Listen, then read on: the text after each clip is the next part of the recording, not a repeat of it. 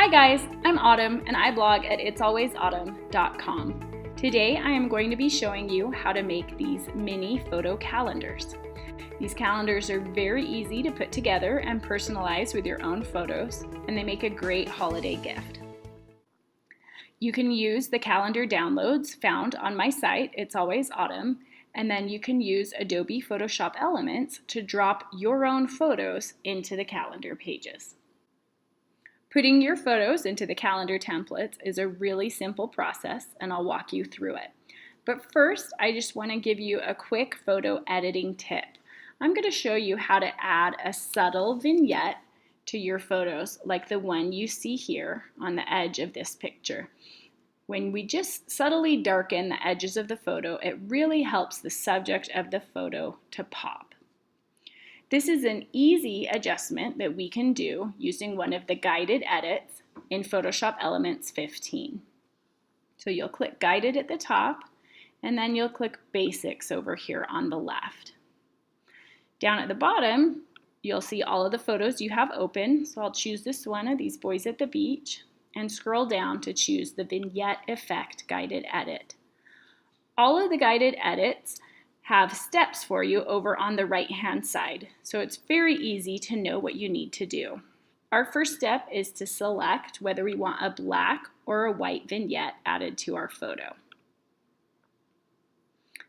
I always stick with a black one.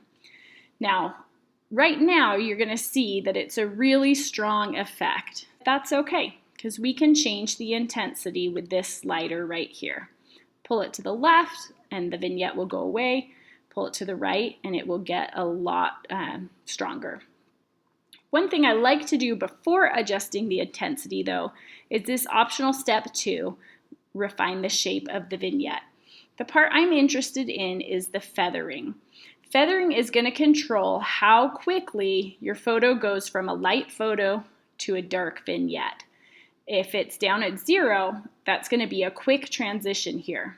But as we increase the feathering, that transition is going to get softer and more subtle. And so it's going to give us a much more natural look. So I usually pull this slider all the way to the right and make this feathering just about as subtle as I possibly can. And then I click OK. You can also change the roundness if you want the vignette to come down in further into your photo. Then take it down, and if you want the vignette to just be on the very edges of your photo, then you can move it to the right and increase it. I usually just leave this set at 0. Then we'll click OK. Now we can go back and make an intensity change. I find it useful to always take the vignette out completely first to remind myself what the original photo looks like, and then to just gradually apply it. Our intention with a vignette is to end up with a picture that still looks natural but has slightly darker edges so that your eyes are drawn to the subject in the center of the photo. My intention is not usually to have a strong vignette where the first thing you think when you look at the photo is, oh, a vignette effect has been applied. So I like things to be more subtle. I usually stay within the 30 to 40 range and just play around with it to see what I like. Again, it's helpful to look at your photo without a vignette at all so that you can see that even though it's subtle, it is having an effect. Let's try this again with another photo. Again, we're under Guided Edits, Basic, and we're scrolling down to click Vignette Effect. I'll show you how quickly you can apply this once you know what you're doing. Chose a black vignette. I'm going to refine the shape to bring the feathering all the way up. And then I'll use my slider to change the intensity. This one I think looks better with a little bit more intense vignette, so I'm going to stick with 50. We can click Next down at the bottom and either save the photo as is or continue editing it. Since I'm going to drop this photo into one of my calendar templates, I'll continue editing in Expert. Okay, when we look at this photo, we see that over here on the right in our layers palette, we have a couple of different layers to it now because of the guided edit we just used. So we want to flatten that. So just come up here under layer and flatten image. Okay, next thing you want to do is open one of the calendar card templates. This is what you're going to see when you open one up. Each of them have 3 different layers, and you don't need to worry about any of those. Just make sure that you're clicked on this top layer, which is our photo box. Okay, click back to your photo and then just drag it and drop it onto the calendar card.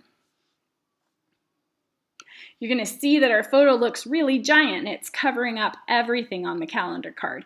That's just because the photos that we take with today's cameras are really big compared with this mini calendar, which is sized as a 4x6. This is easy to fix. Just hit Command and the minus key, and that'll shrink your calendar card down.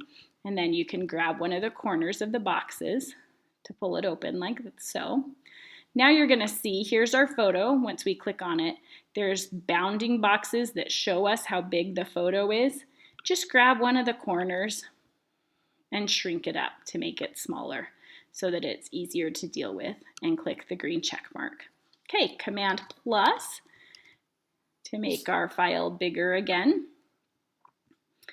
All right, so here we have our photo. It's just sitting on top of the calendar card.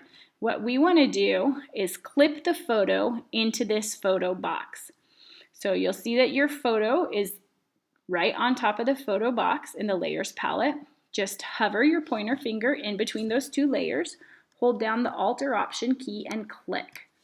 What that has done is it has clipped our photo into the photo box. So now we can move our photo around, or we can enlarge it, and the only part of the photo that's going to show is what fits in that photo box. So this saves us the hassle of having to crop the photo to the exact size that is needed for this calendar card. So again, you can change the size of your photo or move it around until it looks just how you like it. And then you can save this as a JPEG and upload it to your favorite photo processor. These are sized to be printed out as 4x6s. Thanks for watching, guys. Check my blog and you can see how I turn these calendar cards into calendar magnets, and you can get started on your holiday gift making. I'll see you later. Bye-bye.